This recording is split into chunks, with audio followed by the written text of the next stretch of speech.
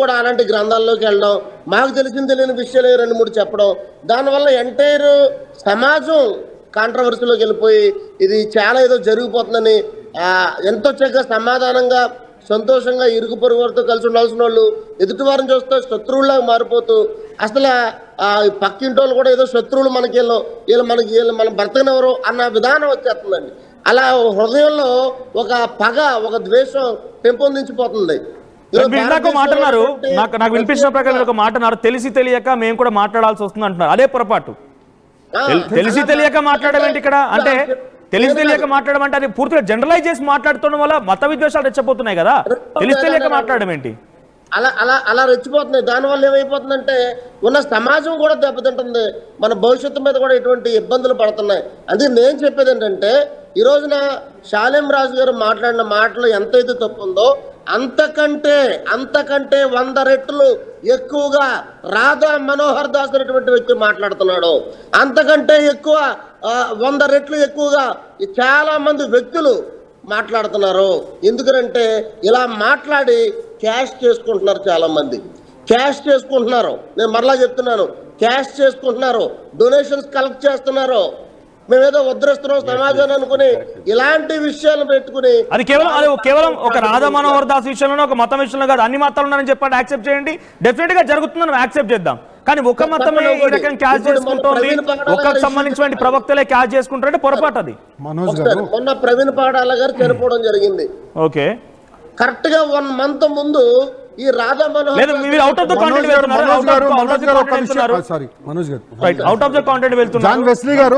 John Wesley గారు ఒకటి మాత్రం గుర్తుంచుకోండి, ఎవరో ఒక హిందూ ధర్మంలో ఎవరో ఒక్కరని అని మీరు అంటున్నారు. అది కాదు. ఒక విషయం చెప్తున్నాను, పాస్టర్స్ 99% పాస్టర్స్ వాళ్ళు హిందూ ధర్మం మీద, తర్వాత హిందూ దేవీ దేవతల మీద అనేకమైనటువంటి అది చేస్తున్నారు.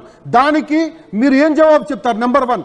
నెంబర్ 2, చెప్తున్నారు మా దేవుళ్ళందరూ మీ దేవుళ్ళందరూ సైతాన్లు, మా దేవుడు ఒక్కడే దేవుడు అని చెప్తున్నటువంటి దానికి ఏం సమాధానం చెప్తారు మీరు? యేసుప్రభు గొప్ప దేవుడు, యేసుప్రభు పాప మిగతా వాళ్ళంతా సైతాన్లు అని చెప్తున్నారు. ఓపెన్ గా వేల మంది ముందు చెప్తున్నారు. చెప్పుకుంటాం, అది తప్పు కాదు. కానీ ఇతర మతస్థుల్ని కౌంటర్ చేయడం తప్పు, ఇతర మతాల్లో ఉన్నటువంటి లోపాలని ఏదో ఎత్తి చూపడం తప్పు. మళ్ళీ రిపీట్ చేస్తారా ఒకసారి ఫస్ట్ నుంచి మళ్ళీ రిపీట్ చేయగలుగుతారా? నా దేవుడి కోసం గొప్పగా నేను చెప్పుకోవడం తప్పు కాదు. మరి ఇతర దేవుళ్ళు సైతాన్లు అంటే ద్వేషించడం తప్పు. ఇతర దేవుళ్ళని సైతాన్లు అంటే ఏంటి? నా దేవుడు గొప్ప చెప్పుకోండి, కానీ ఇతర దేవుళ్ళందరూ సైతాన్లు, దాన్ని తీసి బయటపడేంటంటే ప్రభు పాపుల రక్షకుడు, ఆయన లోకాన్ని ప్రేమించి లోక కళ్యాణార్థం ఆయన శిలువలో బలైపోయి రక్తం కార్చి మరణించి భూస్థాపన చేయబడి 3వ దినాన్ని తిరిగి లేచాడు. మృత్యుంజయుడు, చరిత్ర 2 విభాగాలు విభజించి గొప్ప చెప్పుకుంటారు. మీ ఇష్టం చెప్పుకోండి, మళ్ళా పుట్టాడు పెళ్లి చేసుకోవడం ఏదైనా చెప్పుకోండి, మీ ఇష్టం. కానీ ఇతర దేవుళ్ళు సైతాన్లు అంటే ఏం చెప్తాము? చెప్పకూడదు, దాన్ని ఖండిస్తున్నాం కదా. చెప్పకూడదనే కదా ఇప్పుడు చెప్తున్నాను. దండించే హక్కు కూడా ఉండాలి. ఖండించే హక్కు కాదు, దండించే హక్కు కూడా ఉండాలి.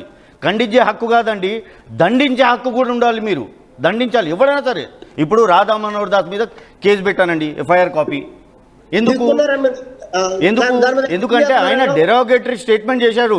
ఆయన కేవలం క్రైస్తవులనే కాదు, హిందువులను కూడా మబ్బు పెడుతున్నాడు. ఏం చేస్తాడు అంటే స్టూడియోలోకి వెళ్తాడు, ఫోన్లు చేస్తాడు, ఫోన్ చేసి ఏం చేస్తాడు, క్రైస్తవ మతం ఇలా ఉంది, మీ క్రైస్తవ బుక్కులు ఇలా పుస్తకాల్లో దరిద్రంగా మాట్లాడతాడు. ఇప్పుడు అవతల వాడు థ్యాంక్ యూ అంటాడా? కాదు కదా. వాడు కూడా హిందువులను తిడతాడు, వాడు ఇతను ఏం చేస్తాడు, మళ్ళీ అది పోస్టులు ఈయన యూట్యూబ్ ఛానల్లో పెట్టుకుంటాడు. అంటే వీళ్ళు చేసే పనులు ఏంది? ఇలాంటి వేదవ పనులు, దరిద్రమైన పనులు వీళ్ళు చేసే. చిన్నపాట గారు విన్నారు కదా, అంటే అందరిలో కూడా ఉన్నారని. అంటే నేను ఒక చిన్న మాట చెప్తే సార్, అయితే నేను ఇక్కడ టార్గెట్ చేసింది ఏ మతాన్ని కాదు, ఇలాంటి చీడ పురుగులని. ఇప్పుడు రాధా మనోహర్ని నేను హిందూ అన్నాను, రాధా మనోహర్ అంటాను. మొన్న కూడా ఒక అతని మీద కేసు పెట్టాను, పాస్టర్ మీద. క్రిస్టియన్ మతస్థుడు అని చెప్పాను నేను, ఆ మనిషి పైన పెట్టాను నేను. చిన్నపాట గారు ఏం చెప్తారు? ఒక విపరీతమైన ధోరణి కనపడుతోంది, విపరీతమైన అన్కంట్రోలబుల్. ఈరోజు భక్తి మతము అనేది, భక్తి అనేది వ్యక్తిగతం. వ్యక్తిగతంగానే ఉండాల్సిన అవసరం ఉంది. కానీ ఆ పరిమితి దాటి ఈ మధ్య కాలంలో అంటే దాదాపుగా ఒక 15 సంవత్సరాల నుంచి విపరీతంగా మీరు చూస్తే ఒక అనాలిసిస్ తీసుకుంటే ఒక 2 decades ఆల్మోస్ట్ ఒక 15-20 సంవత్సరాలుగా విపరీతమైన ధోరణి ఎస్కలేట్ అవుతుంది. వ్యక్తిగతంగా ఉండాల్సిన భక్తి మతము అనేది చాలా చాలా కూడా అది ఎలా అయిపోయిందంటే అది సెంటర్ ఫోకస్లోకి వచ్చేసింది, పొలిటిసైజ్ అయింది, సెంటర్ ఆఫ్ ఫోకస్లోకి వచ్చేసింది. అండ్ అన్నిటికీ మించి ఇక్కడ ఏంటంటే కన్వర్జన్స్ ఏవైతే మనం చెప్తున్నామో ఈ యొక్క పరమత మీద అసహనం అనేది కూడా చాలా విపరీతంగా పెరుగుతోంది, ప్రలోభాలు పెరిగిపోతున్నాయి. కారణం ఏమై ఉంటుంది? నేను అదే చెప్తున్నాను ఈ రోజు. అంటే ఇక్కడ ఏంటంటేనండి, నేను మళ్ళీ ఇందాక స్టార్టింగ్లో మీకు చెప్పాను చూసారా, ఏదైతే విదేశీ కుట్రలు కొని మన దేశం పట్ల జరుగుతుంది ఇది వాస్తవం, ఇది వాస్తవం. మీరు ఎంతో మంది మేధావి వర్గాలు కూడా అడగండి, ఒక అనాలిసిస్ తీసుకోండి from all cross cultural sections నుంచి. అక్కడ ఆ వ్యక్తిని ఆ మతంలో ఉన్న వ్యక్తిగా చూడకుండా ఒక మేధావి వర్గాన్ని కూర్చోపెట్టి ఒక క్రాస్ కల్చరల్ అనాలిసిస్ చేయండి. మీకు చేస్తే చాలా క్లియర్గా కనపడేది ఏంటంటే ఈ యొక్క సోషల్ ఫ్యాబ్రిక్ని, అంటే మన దేశంలో ఉన్న ఈ ఐక్యత, దట్ ఈస్ అ బ్యూటీ కదా, మనకున్న బ్యూటీయే మన సోషల్ ఫ్యాబ్రిక్. ఆ యూనిటీ అనేది మనకి అద్భుతం. అంటే కొన్ని శతాబ్దాలుగా కూడా మనం నిలబెట్టుకుంటుంది, నిలబెట్టుకుంటాం కూడా శాశ్వతంగా. అలాంటి ఉన్నది ఆ ఒక యూనిటీ, ఆ డైవర్సిటీ ఏదైతే మనకు ఉందో అదే మనకి మన బ్యూటీ. యూనిటీ కాబట్టి చెప్తున్నాను నేను. ఎగ్జాంపుల్ టేకింగ్ ఎంప్లాయ్మెంట్ ఆపర్చునిటీస్ లేవని ఒక ప్రభుత్వాన్ని వ్యతిరేకంగా విద్యార్థులు పోరాటం చేయాలంటే అక్కడ మతం చూడరు, అక్కడ యూనిటీ అనేది కనబడుతుంది. ఎప్పుడైతే ఒక ఇండివిజువల్ పర్సన్ రెచ్చగొట్టడం వల్ల ఆ యూనిటీ కూడా దెబ్బతింటుంది. ఇండివిజువల్ పర్సన్స్ ఇక్కడ రాధా మనోహర్ దాస్ గురించి ఆయన ఎగ్జాంపుల్ ఇండివిజువల్ పర్సన్. ఇక్కడ శాలిన్ రాజ్ గురించి ఎలా మాట్లాడుకుంటున్నాం మనం, ఆయన కంప్లైంట్ ఇచ్చారు, వాళ్ళు కూడా చెప్తున్నారు. ఆ ఇండివిజువల్ పర్సన్ చేసేటువంటి వ్యాఖ్యలు మాకు ఇబ్బంది కలుగుతున్నాయి అని లోపలకు చొప్పించి మరి ఈ రకమైన వ్యాఖ్యలు చేస్తున్నారు.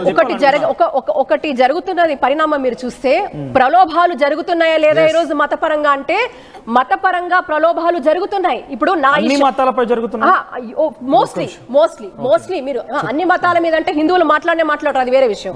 ఇక్కడ ఏంటంటే ఇక్కడ జరుగుతున్నది ఏంటంటే కూడా మన దేశం యొక్క మళ్ళీ చెప్తున్నాను, ఇక్కడ ఒక రకమైన విష ప్రయోగం అంటాను మానసికంగా జరుగుతోంది ఈ రోజు దేశ ఐక్యతని బద్దలు కొట్టాలి అంటే మీరు ఈ రకమైన చిచ్చులు పెట్టాల్సిన పరిస్థితి తీసుకొస్తున్నారు.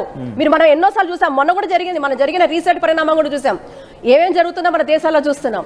ఈ రోజు ప్రపంచం అంతా ఏ రకమైన అశాంతితో ఉన్నది, ప్రపంచంలో ఎక్కడ శాంతి ఉంది చెప్పండి. మరి ఈ రోజు ఇన్ని ఉన్నా కూడా మన దేశంలో ఒక ఫ్యాబ్రిక్ అద్భుతంగా ఉంది అంటే దానిలో మనం గ్రహించాల్సిన అవసరం ఉంది. ప్రలోభాలు, మతాన్ని ప్రలోభంగా వాడుతున్నారు, ప్రలోభం చూపిస్తున్నారు. నేను అదే అంటాను, భక్తి అనేది వ్యక్తులు ఏ మతము అని కాదు. ఇక్కడ హిందూయిజం లేదా కన్వర్జన్ లేదండి. ఏ హిందూ వెళ్ళి ఇప్పటి వరకు కూడా దండయాత్ర చేయలేదు. మనకు చరిత్ర ఉంది, హిందువులు ఎక్కడా వెళ్ళి దండయాత్ర చేయలేదు. పొరుగు దేశాలకు వెళ్ళి నువ్వు హిందువుగా మారు అనలేదు, నువ్వు హిందుత్వంలోకి రా అనలేదు, నువ్వు మారకపోతే నేను ఇది అయిపోతావు అని చెప్పలేదు, ఎవరిని చంపలేదు, ఎవరిని నరకలేదు, ఎవరిని ఆక్రమించలేదు. ఇది హిందుత్వం. నేను హిందూయిజం గురించి చెప్తున్నా. కానీ ఇక్కడ జరుగుతున్నది ఏంటంటే ప్రలోభం. ఎందుకంటున్నానంటే భక్తి, మళ్ళీ చెప్తున్నా, భక్తి అనేది నా ఇండివిజువల్ ఇంట్రెస్ట్. అది నాకు ఏ మతమైనా ఏ ఒక్క సిద్ధాంతమైనా నాకుగా నచ్చితే నాకు ఆ స్వాతంత్రం ఉండాలి. నేను ఆ మతము ఆ ఒక సిద్ధాంతాన్ని నేను నమ్మి ఆచరించాలి. కానీ ఈరోజు ప్రలోభ పెడుతున్నారు, ఇది జరుగుతోంది. మైండ్ కండిషన్ చేస్తున్నారు, అది జరుగుతోంది. ఇక్కడ ఏంటంటేనండి మెటీరియలిస్టిక్ ఇష్యూస్ పట్ల మనిషి ఈ రోజు ఎందుకు ఇలా అయిపోతున్నాడు? ఆకలి, ఉద్యోగం, డబ్బు కేంద్రంగా నడుస్తోంది. కాబట్టి ఇటువంటివి జరుగుతున్నాయా లేదా అనేది చాలా ఉన్నాయి. కానీ ఇక్కడ నేను చెప్పేది ఏంటంటే ప్రతి ఒక్కరు ఎవరైతే చూస్తున్నారో మన భక్తి మన వరకే ఉండాలి, నా మత విశ్వాసం నా వరకే ఉండాలి. నేను పక్కన వాడిని ఇబ్బంది పెడతాను, పక్కన వాడిని ప్రలోభ పెడతాను, పక్కని వాడిని మారుస్తాను, పక్కని వాడి ఆలోచనల్ని నేను దుష్ప్రవర్తన వైపు తీసుకెళ్తాను, లేకపోతే కలుషితం చేస్తాను అంటే అది చట్టం కూడా ఒప్పుకోదు. దీని మీద చట్టాలు కూడా వచ్చాయి. అనేక రాష్ట్ర ప్రభుత్వాలు కూడా చట్టాలు చట్టాలు తీసుకొచ్చాయి, ఇంకా తెలంగాణలో తీసుకురాలేదు.